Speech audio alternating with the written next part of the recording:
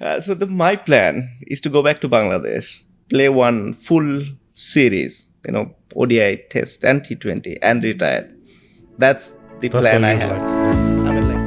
বাংলাদেশ জাতীয় ক্রিকেট দলের অভিজ্ঞ অলরাউন্ডার সাকিব আল হাসানকে দলে ফেরানোর প্রক্রিয়া আরও এক ধাপ এগিয়েছে। বিসিবি তার বিরুদ্ধে থাকা আইনি মামলা সংক্রান্ত প্রয়োজনীয় নথিপত্র সরকারের কাছে জমা দিয়েছে। সংশ্লিষ্টরা মনে করছেন এতে তার দেশে ফেরা ও জাতীয় দলে পুনরায় যুক্ত হওয়ার পথ অনেকটাই সহজ হবে।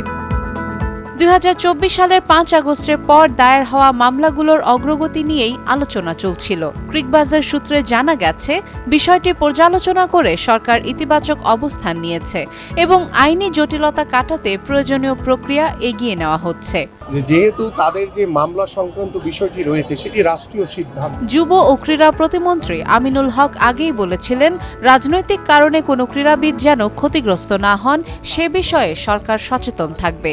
দায়িত্ব নেওয়ার পরও তিনি জানিয়েছেন, সাকিব দেশে ফিরে খেলতে চাইলে সরকার প্রয়োজনীয় সহায়তা দেবে। এসে খেলে সেই জায়গাতে